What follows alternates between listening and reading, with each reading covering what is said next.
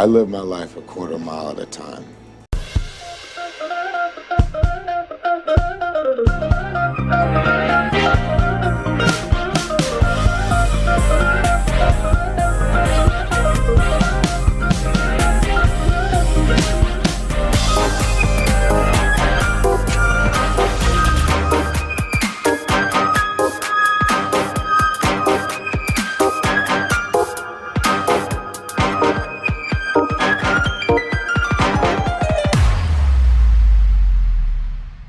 Welcome back to the Quarter Mile Podcast, gang.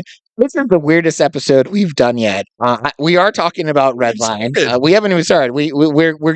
I just want you all to know that here's the situation. None of you driving or watching us on YouTube or whatever care about this, but I feel like you need to know. Our regular co-host CJ is currently dealing with some car stuff, and she's like in line, and she said there's an old man in front of her taking forever. So she was like, go ahead and start the episode because we're filming another one after this. So that brings me to part A, which is we have a wonderful guest, Andre Churchwell. What's up, Andre? How are you doing? Hey, I didn't have car stuff. My life was I got here super fast. His life is super easy. He got here like a Fast and Furious movie. Okay, so our guest is Andre, and we'll get to hear more from him in a second here. But here's what makes this episode even better. Today we are reviewing the movie Redline. I almost want to say we're reviewing the movie's Redline because did you know there is the 2007 or whatever, what year is it? Yeah. Oh, they know. 2007 movie that we're actually, you came here to watch a review on. That's a little Fast and Furious ripoff. But there's also an animated movie. Here's the situation. My sub-in co-host now, I have watched two different Redlines. You knew this is a eventuality. And actually, this is great. Our other host isn't here, so we're gonna try a podcast where half of us has seen the movie that we're reviewing, and we're gonna see how it goes. But before we get into everything Redline related, I am excited to have Andre Churchwell has been a friend of mine, a comedy friend honestly, if you think about it, we've known each other for over a decade. Yeah, I knew you when you were a different name. You were Andrew? Yeah, that's true. My real human name is Andrew Davis, and and I realized sometime into comedy that Drew Davis alliterates better and sounds better on stage. So like in my mind, I don't know if anyone else thinks this, but like if Drew Davis sounds like someone who's going to tell you jokes, Andrew Davis sounds like that's the guy you go to like file your taxes. Oh, I was literally thinking, yeah. But dude. So yeah, so I anyway, but there'll always be Andrew Davis. You and my mother and other people can absolutely still call me Andrew Davis. It's totally fine. Let's talk about Andre. This is our Quarter Mile Podcast tradition. We love to get to know you as a guest / co-host. In telling us about you, we also want to hear your relationship with the Fast and Furious.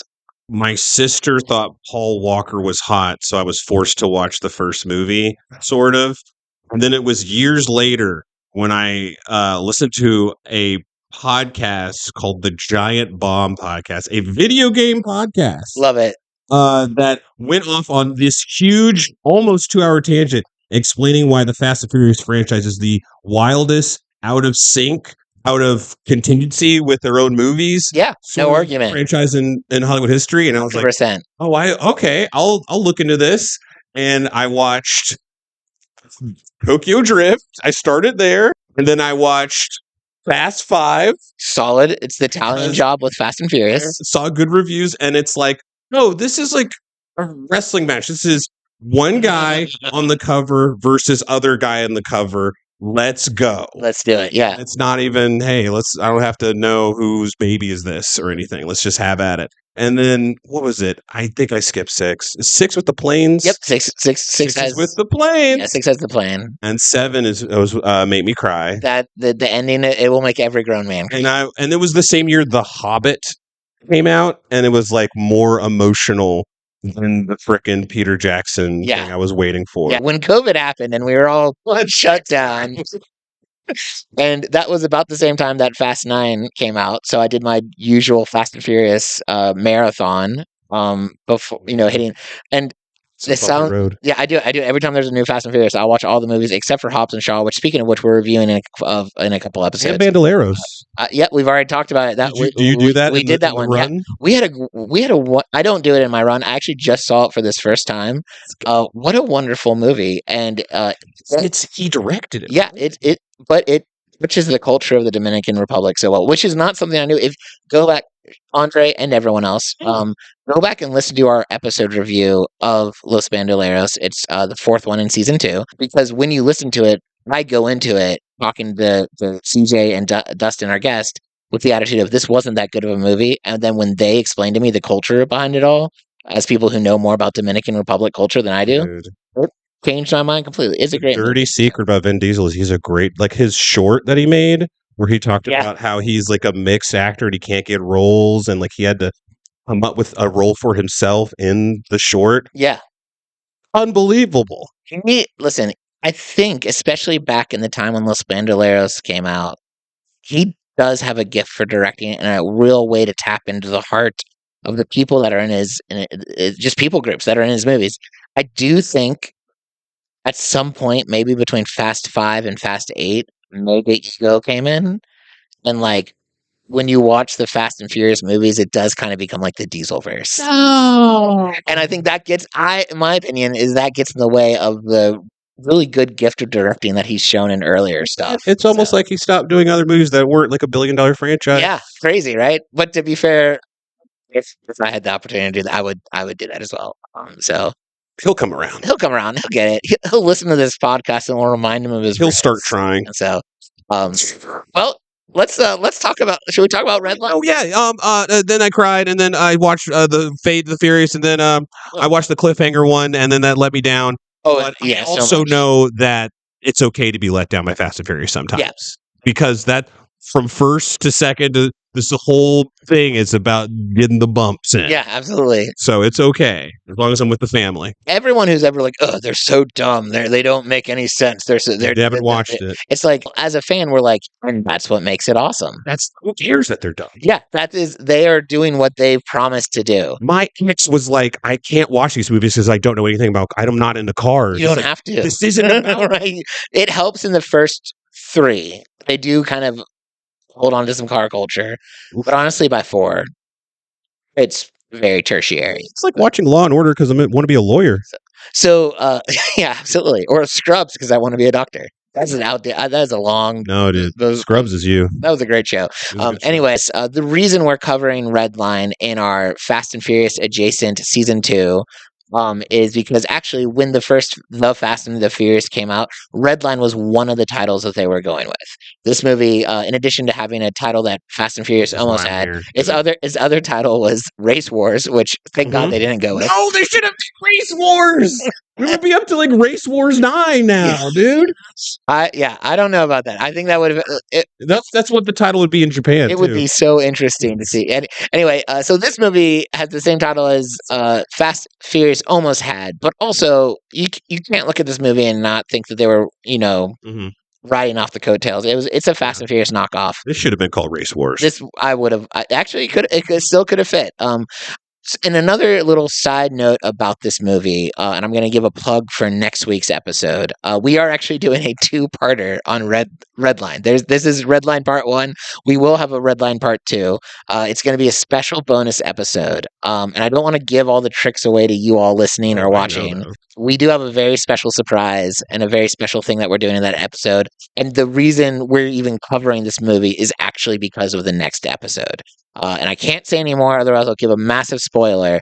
But all this to say, if you're currently listening to Redline Part 1, stay tuned for Part 2 and check it out. And especially if you're a longtime fan, a year-long fan of this podcast, then you'll really appreciate what we're doing next week. But we're not on next week. We are on this week. So here's some just fun facts about this movie. It came out in 2007. Its budget was $26 million, and it only made $8.2 million. It's a lot. Yeah, that's for that time. That is all. And when you look at the movie, it doesn't. Okay, my expectations have been changed because I was gonna say it doesn't look like a $26 million movie, but I recently learned when we reviewed Superfast that was a $20 million movie. So maybe it does look Superfast. That is not. No, it is not. I'm telling myself that they paid the actors really well. So speaking of actors, here's the cast of Redline, at least the Redline that I watched, not the Redline that Andre watched. And I'm going to mispronounce at least our main star's name, Nadia Bajorlin. who played Natasha. Here's the thing about Nadia, the things that she's known for. She was in one episode of NCIS as attractive wife. As she should. Yep. I think she could pull off that role very well. But if you're a big Nadia Nadia head. Jorlin fan, Nadia head, you'll know her from Days of Her Life, which she was in 1,567 episodes. Not a lightweight. Not a lightweight. So that was her. That must have been a real moneymaker. Also in this movie, we have Nathan Phillips, who played Carlo, who you might know from Snakes on a Plane. Probably other stuff, but that's to me, that's the movie that stuck out. Eddie Griffin played Infamous, and he was my favorite. And the first thing I think of when I think of Eddie Griffin is Undercover Brother. And I learned earlier, before we started filming for today, that there's a sequel that Andre told me about Undercover Brother, and I had no idea that to direct to streaming with the guy from Black Dynamite. Does it do the first one Michael justice? J. White. He's playing a trying to be funny Black Dynamite. Oh, have you seen Black Dynamite? I haven't seen Black Dynamite. Oh my God, dude! I'm so sorry. I'm jealous. The first, when you know what Black Dynamite is, you're like in it. But when you watch, it's like kind of a Rocky Horror Picture Show, but like done well. Okay. I don't even know what I'm saying. But Black Dynamite, first time watching, is a feast. I can't wait. Anyway, so we also had Angus McFadden as Michael, and he might have had the best performance in this movie, which I know matters not at all to you, but not surprising. He's one of my favorite actors. He definitely, yeah. I mean, I can't list like 3 movies he's in. Heroes of Virtue, Braveheart, Redline. He must have. I don't know what he was doing to be in this movie, but he did great. And then lastly, we had Tim Matheson as Jerry, and he seemed like a big name for this movie. Like he seemed. But Animal House is back. Yeah, so this is a fun movie. When I started watching it, I was like, "This is such a dumb, poorly made movie," but they got me.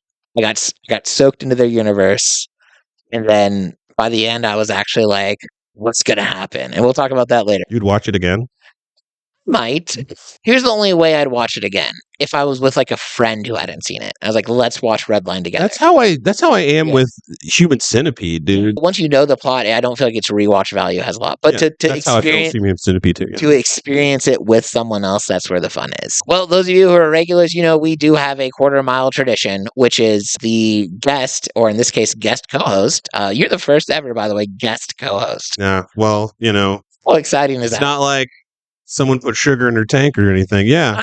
Absolutely, yeah. It's not like the vandalism and all that made it happen. So we'll check on CJ after this episode. Or maybe Andre's the new season 2 and beyond co-host for the Quarter Mile podcast. He took it over. Anyway, it is a tradition for our guests to read the AI plot summary. This movie didn't lend itself to a lot of gimmicks where I could tell the AI to do. I tried to do read it from the perspective of Eddie Griffin, and it did not do it justice. So this is just a fun, upbeat, hopefully with jokes. Have that one. Can you? I was like, I'm not going to have anyone read this. But yeah, I'll try to remake it and send it to you. So, Andre, the floor is yours for our AI plot summary for Redline. Our story kicks off with Natasha Martin, a rock star mechanic and race car driver, played, period. Natasha is the kind of person who treats high-speed chases like Sunday drives. I'm still recovering from that first sentence. When she's not tuning up cars, she's tuning out common sense behind the wheel. Enter Carlos, her suave, mysterious love interest with a penchant for speed and secrets. They're quickly roped into the underground racing world by none other than the shady billionaire Jerry Brecken. Jerry's got money to burn and a taste for illegal, high-stakes street racing. The stakes get wild when Jerry and his equally unscrupulous pals, Michael and Marcus, those guys, decide to pit Natasha and Carlo against the creme de la creme of daredevil drivers and cross-country, no-holds-barred race. The prize? A mountain of cash and ultimate bragging rights. What follows is a whirlwind of screeching tires, fiery crashes, and heart-pounding near misses. Our heroes navigate treacherous terrains, dodge cunning rivals, and deal with backstabbing twists at every turn. Tasha's mechanical genius comes in clutch more times than a car at Daytona. Hey, I think it's funny.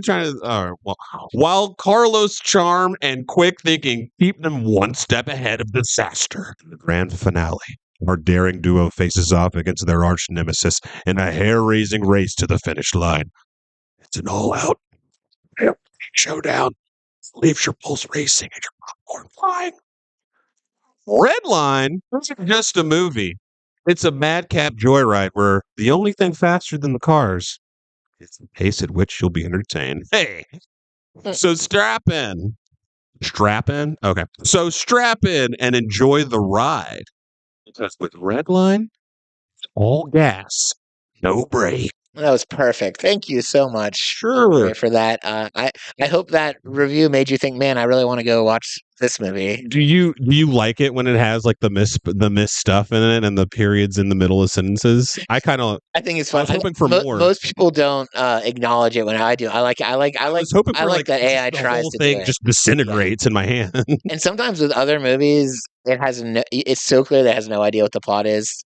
Yeah. But then again, it is cannot be reviewed. Yeah, then again, I am judging a computer for writing a review on a movie that I'm not writing. In this episode, we didn't do fast fan feedback. We decided to do my new favorite segment of the show, which is bad movie reviews. So, of course, this movie does have good, nice movie reviews, but I brought out a few bad movie reviews that I'd like to read to y'all. So here's the first one. It says, bunch of B-list actors making our lives shorter by watching their pathetic attempts to act and entertain. If I could convey one message to the cast, it would be this: grow up. Time to look inward and become what you're destined to become, a clerk at the gas station. I like, because, hey, if you're given $28 million, there's responsibility. Right. You have to live up to That's this money, true. dude. And you fail. Where did this, in this movie, though, I think the chance, maybe where the money went was like the really nice cars. I think maybe that's where they put the money in, because they did have, unlike Superfast, which was like a parody and then did not have what I thought was like $20 million worth of what I've seen. But this one, you would see some really nice cars. So maybe that's where the money is. I'm sorry, what? Who did that Ronin review? Someone from like Rotten Tomatoes or IMDb. I just find them online. No one I know personally. So yeah, this is just friends online who I've never met. I like this next review. It says, one of the worst movies of all time. I've seen it 5 times. No. That's Armin White. He's a troll, I think. It's Armin White. Like, he goes like, I hate Toy Story because it didn't make me cry and stuff. Like, and then he'll say, I think this is the greatest Fast and Furious. Like, he'll do shit like that. Yeah. It's amazing. Well, like, I think bad movies reviews are fun. This review is just weird. This is horrible. Full frontal nudity couldn't save this film. Not even naked people could save this. He's right. There is no nudity in this movie that I know of, based off of the version I saw. Also, it does feel like it would be out of place, although Natasha was so freaking hot. I think it maybe could save the movie. This movie review says, see this movie if you are looking to reevaluate your existence on Earth and realize that life isn't as bad as this movie. Oh, that was a that was a sweet way of letting you off. Yeah, that's like a one lady, like, it's fine. You'll be okay. Whoever wrote that was feeling nice that day. Yeah. This is my favorite review that I found, which is, this is the kind of movie you do when you're late on child support payments. Yes. And hey, I could feel that from the intro from the title screen I watched. So I should say, Andre, while we were setting up, did watch the first 3 minutes of Redline. Yeah. So first 3 minutes, man. What did you think about this movie? They say in the book story that the first 10 pages of your script are the most important. It sets the tone. It sets setting. It sets Absolutely. genre. And I gotta say, the first 3 minutes, it's like, is this like predicting Uber Eats? Right, yeah. Absolutely. And he's paid us to get it there in under an hour, but it's a 4-hour drive. Oh my God. And like the clock is going when he's throwing the Viagra knockoff. Yeah. Well, I wrote down what they called it. Viagra. Well, God will buckle my boots. Or seatbelt, buckle my seatbelt and call me a passenger. I don't know. I had a thought based off of the first 3 minutes, which I think you can relate because this is the part of the movie you've seen. Jason, the driver, who was like kind of he was like the small time antagonist. He was like a troubled guy on the wrong side. I don't like him. He was the brother of the love interest. You ended up liking him, but he also ends up dying. So okay, that's a bummer. It's pretty sad. You like him, and then car accidents. But anyway, he puts on that super cool sci-fi red monocle to help him race and get to the thing faster. I don't know if it was like a GPS on a monocle, but it looked cool. It looked futuristic. It was fitting the vibe of the opening scene. and you're thinking like, wow, that's a cool technology thing that's going to come into play. Maybe this is part of the universe where they have like futuristic car technology. Literally never comes up, and then that is he's the only guy that somehow has a red monocle. I He think never brings it out. They left ever it again. out that this was just for Niagara. This was just that you only use that when you're racing the Niagara to people. when you're on Niagara delivering Niagara, you need this monocle, this CGI monocle. That was the most serious business he had to do in that whole movie. Never mind the fact that later he had to do a race that his life depended on it, and he lost. I'll say this about this movie. When I started watching it, and I would say about 75% into it, I am making fun of it. I'm enjoying it, but I'm enjoying how bad it is. It's There is cheesy. a tone. There is terrible dialogue. Do you do like film directing and filmmaking and stuff like that? I went to film school for like a second, yeah. Okay, so you know things. I don't know things, but sometimes I watch these kind of movies and I'm like, I feel like this is done very poorly. I can't explain why. And so when you're watching movies like this, it's like it's like they took my cell phone and went out to. It's not like, it's also, you can feel that the tone is not quite like, oh, we think, oh, we're all George Clooney in Ocean's 11. There's also a tone of, check out this. Right, like, absolutely. There's also I can't believe the balls to show this next scene. Yeah. We're about to do it. And it's like, it wasn't that impressive. But that being said, I found myself getting brought into their world. There's a point in the movie, I'm going to spoil it because shame on you for not seeing the right No, one. I don't care. I'm a grown man. I can handle absolutely. You can handle spoilers. You don't get upset about them. But there's a point in the movie where suddenly the stakes just escalate so quickly and it gets so weird where like, you know, the main girl, she's Natasha, she's in a race, and at first they're betting a lot of money, but then the bad guy's like, actually, to the other guy, to Eddie Griffin's character, he's like, actually, if I win this race, I want you to give me Natasha. And at no point does anyone say something like human trafficking is not okay. Everyone's like, okay, because this is 2007 and this is a racing Fast and Furious type movie, so sexism and misogyny is totally fine. Wait, isn't this underground? They're dealing Niagaras. Yeah, absolutely. And then they're okay. So I guess you're right. In this world, trading people maybe not. Shame on me. It didn't come up in the movie yet. Yeah, shame on me for not giving their culture. Yeah, absolutely. I don't want to step on the culture of underground country. It's in America. It's well, I guess that's their culture. But at some point, she loses the race. She gets drugged. Oh no! It's in a car accident. She doesn't get drugged. She does wake up. Goes unconscious and wake up in this man's house, and then she's officially like a kidnapped prisoner. So we randomly just paused our episode and picked it back up again because our amazing co-host and other our person who usually is on this podcast finally made it back with her car intact, I think. I don't know. See, the car is good, and now I broke my mic stand. So. Right. So this has been a fun day for you. It has been a horrible day. You got a broken car, a broken mic stand, a broken heart from. I feel like I have bad gas right now. This is emblematic. Yeah, this is the world showing you your inside. That's what's happening. It's like full of it. Everything on the outside is what's happening on the inside. You got to talk about Redline. Yeah, she's like, how do I feel about Redline? My life is falling apart. That's how I feel. My life is going to pieces. So, CJ, how are we doing? I mean, I'm good as compared to what everything. I'm looking at. You guys can't see it, but I have something in my house that everybody in the school wrote how they feel about me, and I think it's the best thing ever. So when I'm feeling sad, I look at that, and there's one thing that always makes me feel really good. It's one person that says, "You're annoying, love you." Oh. The real person who knows me. I love that. That's how you know that's the people in your life that really know you. Is they do feel comfortable saying you're annoying. You're annoying. Go away. When they mean it lovingly. I feel like once you know people well enough, you have no problem really. Absolutely. Yeah. No. I would have thought you wrote that. Who, me? Yeah, I thought you wrote your. No, my handwriting is not that good. To herself. No. Words of affirmation. CJ just puts in the middle. You're annoying. No, you. Final button on the end. No, my handwriting is not that good. I'm trying. No, that's from all the teachers in the school. Let's continue this riveting conversation on one of the greatest movies ever to exist in 2007. CJ, to catch you up, Andre watched the wrong Redline, and in our break, we learned that there's actually, in fact, 3 Redlines out there. So yeah, I didn't know that. We are eventually going to give him some space to talk about the animated The anime, good one, the yeah, baby. Japanese Redline that he watched. It's very snazzy today, by the way. So yeah, Why are you talking about your red line?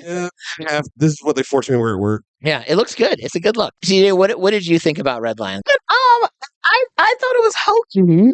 100%. That was hokey, and I was okay with that. Yeah. Did it draw you in? No, because that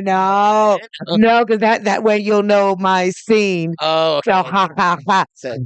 ha. You're not gonna get me. Okay. You're not gonna get me. No, it was cool though. It was cool though. In the opening scene, that something was off, that something was wrong in the first 3 minutes. That's all you've seen of the movie.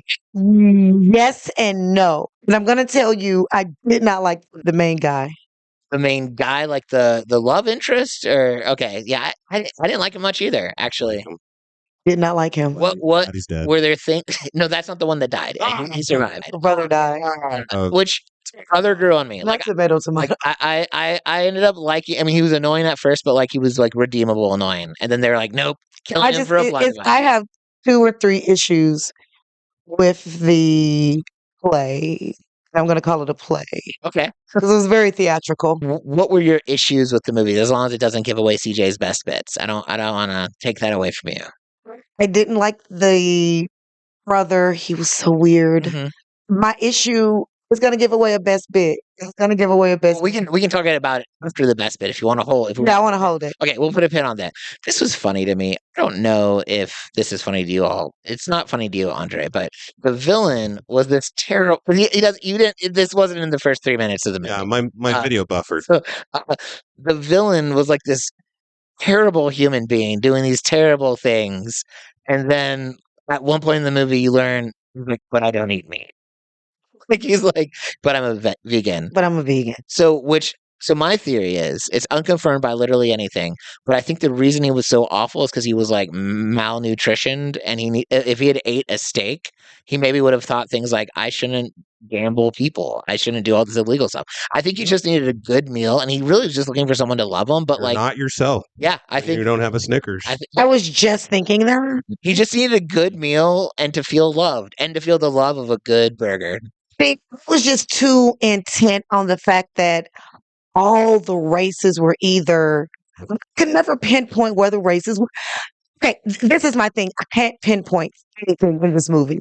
And I watched it 3 times. Oh wow, good for you. Also, And I was just like, I give each movie a shot. I did like the races. I think it reminded me of. What, you mean the people or the? No, there's. Or which was your favorite? Honestly, the hot Asian women was my favorite of the races. But Eddie Griffin as the black guy was pretty funny. He to me he made the movie. he was so corny in this. This is not his zone. I was literally writing every stupid thing he said down because it made me laugh. Yeah, and that's the thing. He was just, when I say he was such comic relief, it was overtly that he was there for comic relief. Yeah. Like it was just, it was. I don't know. It was like, we won't write anything. He'll come. We'll come up with something. I didn't like how he was a pretty main character for a while and then really got shifted to the side towards the end. Because he was like, I thought he was one of the more captivating storylines. You at least thought his in that seat. And then he just kind of, and then was like, and then by the end, he was like, oh, whatever. I guess it was kind of one of those races. Right. Leave it to I think it was a white director. Leave it to the white man to cut the black man out. Does Infamous not get Infamous? Does he get in a car? Does he get a cool thing? Well, he's a bookie. He doesn't do the racing. Yeah. Car? He's the one who discovered Natasha. Then he would be like, man, give me them keys. So I was good. Honestly thought, Drew, he was going to do one, be like, give me them keys. And he was going to get out there and try to do it on his own. He was tired of all the That people would have losing. maybe made the Right? movie. That would, yes, and then he ends up being a better racer than everyone. I love it. I also, That would have made the movie. and then when he gets out of his car after he's won everything, the Asian girlfriend they left in the middle of nowhere comes up and like shoots him with a sniper rifle, and he's dead. And that's the end of the movie. Damn, that's the movie. No, That's just a. that's just Watch this now. I just made that was my It was just. Redline 2, the sequel to all 3 Redlines. Yeah, now there will be nudity. Yeah, absolutely. Sad part, there was nudity in this movie. Was there really? Where? I missed it. In the was it not full? Was it full backle nudity? Boob. Where? When she woke up Oh yeah, and she's just in the bed. in the bed of okay. That would count on 18 I don't news. know it. Yeah, I would not count that as nudity, but I need to double check to make sure. Before we rate this movie, Andre, tell us about the Asian Well, wrestling. well, you see, when China split, they made a new kingdom Oh my called gosh. Japan Jesus in the Christ. 13, I believe it's 13. Sir, Is he the movie. I don't know if he's describing the movie or just telling us? So it's been, what is it? It's 2009.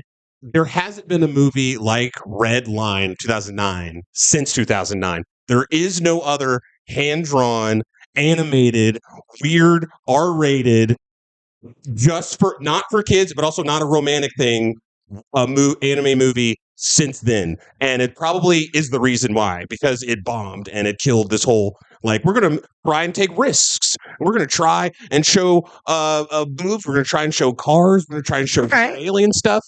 And we're gonna mess with the voice actors. The first scene, someone does this, so the voice actor has to like mess with his mouth and whatnot to try to set the tone. This is not your usual movie.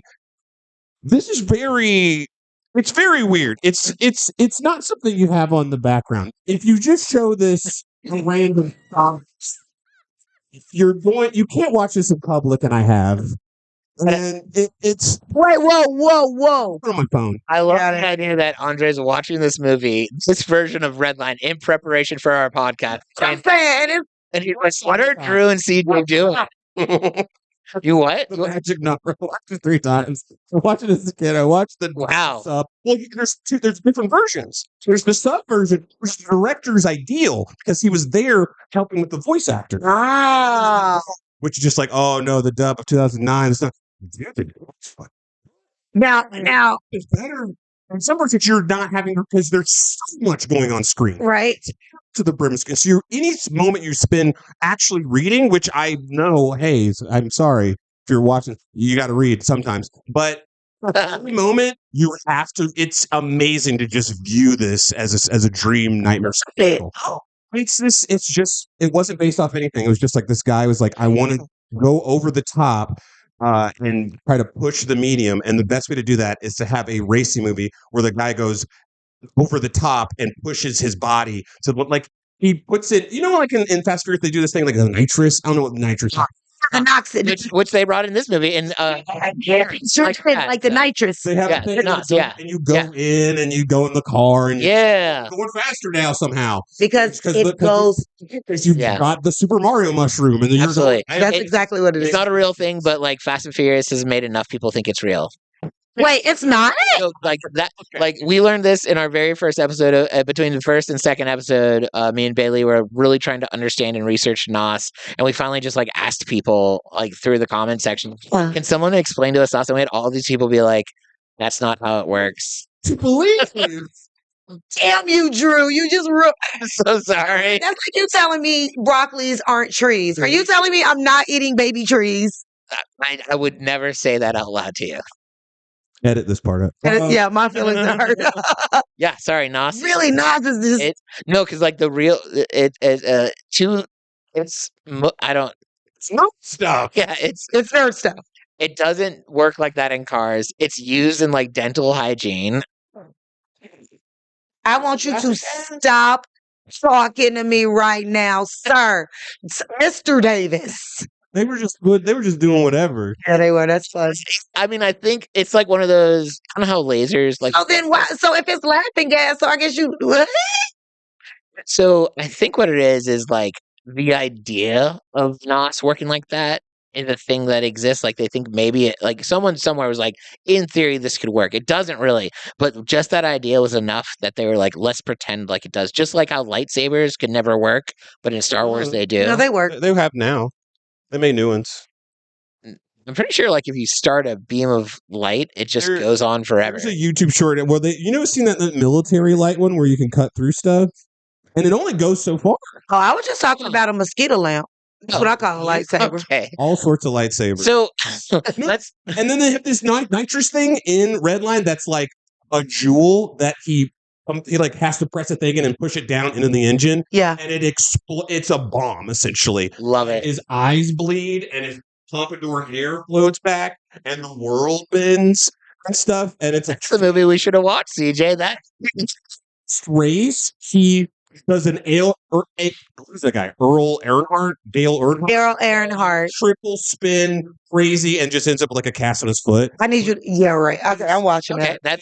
That's We're watching that. yeah. No, that's a Beast. We're watching that. We'll bring Andre back. We'll be for on a your back. podcast. So then for- that way we Yeah, can yeah. he can lead that one. Yeah. The villain guy has a cute little doggy, so you don't feel that evil about him. Sort of like how he has like indigestion in this movie. Yeah, that's true.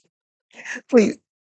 All right, let's we're gonna rate the movie. Too Fast, Too Furious ranking. Too Fast is you loved it and made your life better. Fast is you enjoyed it. Furious is either you didn't like it like a lot or you cared nothing about it. And then Too Furious is like you really didn't like it. Your life is less than because of this movie.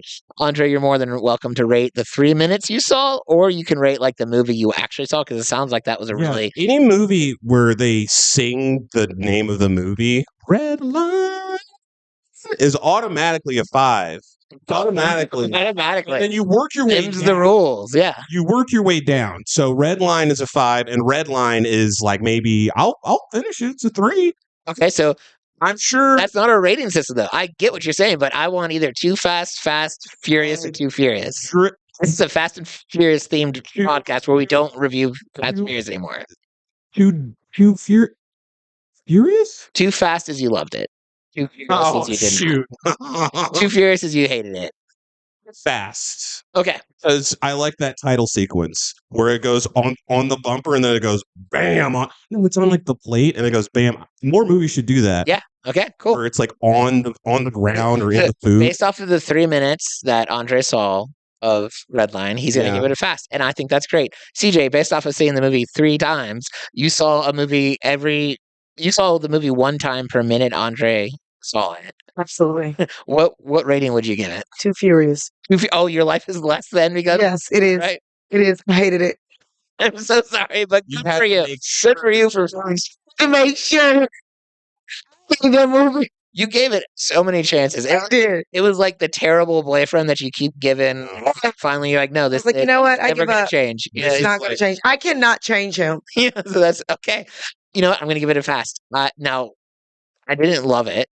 I didn't think like, man, this is just I'm so glad I watched this movie. And for half of it, I was like, this is a really dumb movie, but like, whatever, it's fun. And then I'll be honest, by the end, I was like, what's going to happen? I'm kind of, is this woman going to die? We'll see. So I'm. Pluses. Natalia. Angus McFadden. I was telling him earlier that I did meet my new wife with this movie. So she is so beautiful. So okay, well, cool. CJ, we're at that time again. Yep. Scores currently 5-4. Drew's leading. CJ's getting to pick the bits. Andre, the way this works is she's going to give us 3 scenes. She gets to pick the qualifying factor. She even gets to pick whether she tells it the qualifying factor to us. But we're going to try to pick her best scene, and she like. We have different what constitutes best. Like last time I did like favorite quotes from a guy. One time we've done like parts of the movie that we hated the most. You know, like there's like so it's different every week. But she's gonna basically give us 3 scenes. We're gonna try to pick the scene that is her best. If you pick correctly, I get a point. If you pick incorrectly, she gets a point. Same for me. So it's like 2 truths and a lie. She's going to show. It's like, yeah, and then you just like you have to pick the lie. You actually have to pick the like scene that's her scene. So I can do that. Yeah. So, but if you could help me, I mean, currently in the lead. If you could not remember, that would be so good. Oh, I'll tell you which one's real. All right. Well, these are the scenes that I actually did enjoy. She only found 3 in the movie, and these are it. Only 3, and these are the scenes. And let's see if you can guess the one that I enjoyed the most. I say the scene where they were singing and she was the brother was like looking at her and he's falling in love. What a weird song. What a weird. It was just a bunch of sexual car puns. Very, very. Really singing? Was it her, you think? Yeah. I'm going to say yes. Because she's a soap opera, so she would have to be almost a triple. Yeah. All right. So that's one scene. The scene where they're fighting in the very first fight scene when the brother comes home. Right. and he's defending said young lady now singing. He kept getting in fights. Yeah. She did, didn't he? Yeah. Yeah. But okay. Yeah. And my third one was when when what's his name? Eddie Griffin. Did you see her trying to act like she was just forgetting this scene? I'm just saying that she's playing us, but I've been doing this for a year now with different people. When Eddie Griffin was when Eddie Griffin actually found her in the garage and was trying to get her to be a driver. Okay. So which out of those three would be my favorite scene out of those? I'll let our guest go first. It's not the singing. It's not the singing. It's not. It's not. It's being convinced that you're the good driver. It's being convinced because also most people when they do this game pick the last one too. Okay, I agree, and I'll tell you why I think that's her favorite scene. Don't lead it. Don't give us any hints yet in case we change our minds. But that scene was so close to the beginning of the movie, and it was like it started off like, oh, this plot might actually be interesting, and so like that scene itself was pretty good, and it like gave us hope. And she said she didn't like the whole movie, but that scene that close to the beginning, it makes you think, oh, maybe this movie's gonna be something. So I'm gonna go with the Eddie Griffin scene as well. You're right. Yeah. Love it. You're both right. So we're at. You said you didn't like Eddie Griffin in this too. I did. That was the only thing I did. Black and obnoxious. Well, no, he was corny. Yeah. But my thing, and now I can tell you the thing that I considerably hated, and I don't know if anybody noticed. They never knew each other's names. They never caught each other's names. He always had like weird names for her, like hey babe. Yeah, hey babe. Like, did you end up in bed with this man? You don't know his name. He saved you without knowing your name. You ended up where he was happened to be at, like a Lifetime movie, without knowing his name. Then all of a sudden you're in the bed without. So they're still together. They don't know each other's name. You don't need names when you're in love. You don't need names when you got family. Like, so it's like, am I crazy? So that's why I kept watching it over and over. I'm like, maybe I miss. Like, hey, what's your name? I feel like that might have happened. It didn't. Well, you watched it. You watched it more than me. You're the expert on this one. When I tell you, he came and saved her, and then the next time she saw him, then. So there was a scene where they did actually meet for the first time. No one said like, "Hey, my name's." No. The first time they met, it was like I'm looking across the room, and then vibes. Yeah, you don't need names when you got vibes. Then when the guy tried to grab her, that's when he came in, leave her alone and protect her. Then that's when her boys came in, and then the next day she saw him at the event. I like to think there's a deleted scene where at the end of the movie, when they drive off to the sunset in their really nice cars, they do a little race. They race to wherever they're at, and they stop by, and it's like maybe it's a motel or maybe it's a gas station. Maybe they fill up, And then he's like, "Oh yeah, what's your name?" That is all I want to happen. No, it's animalistic. It's primal. It's Redline. Love it. That's all I want to happen. It's the pace at which you'll be entertained. So strap and enjoy because it's all gas, no brake. So as we close up, first of all, Andre, thank you so much for not only being our guest but being our fill-in host for a moment. Yeah, we loved having you. We hope to have you again. Is there anything you'd like to plug in life or of yourself? If you search Redline, the first thing that comes up, you know what, is this awesome anime movie from 2009. But if you search Redline dub, in your hearts, you'll find it. Okay. It'll be there. Love it. Wink, wink. It'll be there. .mps MP4. No, I got this. I was going to plug that I was on this. Yeah, but that's it. Physically, it's already. You're here. Yeah, like yeah. You all. May do a play. Yeah. Okay. I don't want to do a play. Yes, you do. Yes, you do. Hey, Plays. I gotta be up here and I can't say stuff that is real. I can't. I have to. No, I can't be like, oh, you fell down, dude. What's up with that? I can't. You can. No, dude, I'm Dracula. I can't. I have to be threatening. Dude, I love that. No, I can't. They're not gonna let me be Dracula. They're gonna let me be a bishop that's naughty. A Oh, naughty bishop. a That sounds like a naughty more bishop. fun role than Dracula, honestly. Well, thank you so much for being on the podcast. We're going to get you back because you are a movie guy, and we talk about movies. So you're like, Definitely. so next week, I said this at the beginning, we are actually doing a special. Not that this movie needed a part two, but we do have a special edition bonus episode, and so we're going to do a Redline part two. So if you're watching this, especially if this is in the future, and you see that there's two parts to Redline, check it out. You won't be disappointed. It's very cool. And then, as always, find us on social media. And whatever you're listening to, watching this right now, go ahead and do a like, subscribe, comment, thumbs up. Let us know. Give us a rating, preferably a 5-star rating. That helps more people see what we do. So we need that right now. Most important, like, go watch a dumb movie. Go watch a good movie. I love dumb movies. Go watch a sad movie if you want to feel something. Go do something fun this week. Go enjoy yourselves. Take a break. You've worked. You earned it. Hang out with a friend. Call someone. Just do whatever you want. That's a good thing. Live your life a quarter mile at a time and have a great week. Live it.